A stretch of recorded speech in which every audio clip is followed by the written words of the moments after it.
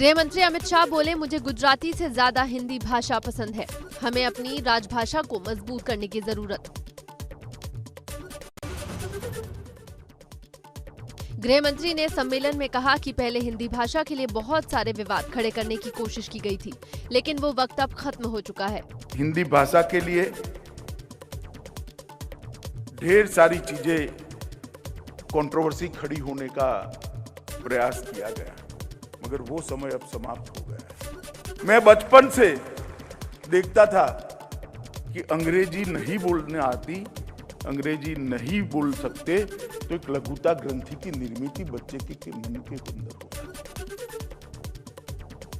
मैं आपको दावे से कहता हूं कि कुछ समय के बाद ऐसा समय आएगा कि मेरी भाषा में नहीं बोल सकता, इसलिए लघुता ग्रंथि का नाम।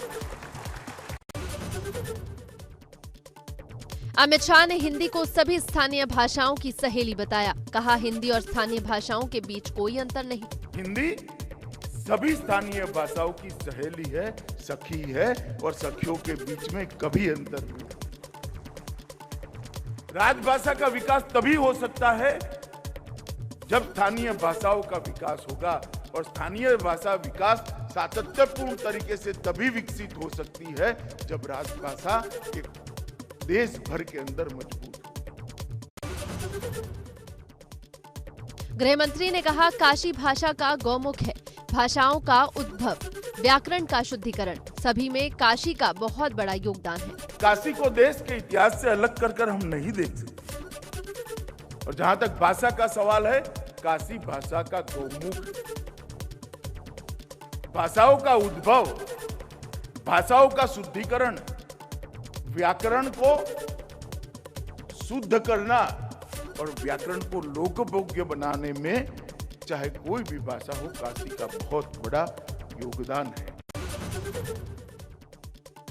अमित शाह ने पीएम मोदी की तारीफ करते हुए कहा कि प्रधानमंत्री ने पहली बार मेक इन इंडिया और स्वदेशी को हमारा लक्ष्य बनाने के लिए आगे किया।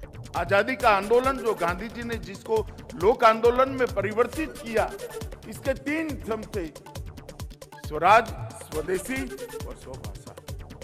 स्वराज तो मिल गया, स्वदेशी भी पीछे छूट गया, स्वभाषा भी पीछे छूट गया। 2014 के बाद मोदी जी ने पहली बार मेक इन इंडिया और अब पहली बार स्वदेशी की बात कर स्वदेशी को फिर से हमारा लक्ष्य बनाने के लिए आगे बढ़े। मुख्यमंत्री योगी ने सम्मेलन को संबोधित करते हुए कहा, 7 साल पहले भारत की जनता में अविश्वास का भाव था, लेकिन आज आपने बदलते हुए भारत को देखा। 7 वर्ष पहले भारत क्या था? भारत के अंदर आम जन के मन में विश्वास का भाव था। वैश्विक मंच पर भारत की जो प्रतिष्ठा होनी चाहिए थी, वो प्रतिष्ठा उस रूप में नहीं थी जो भारत को मिलना चाहिए था।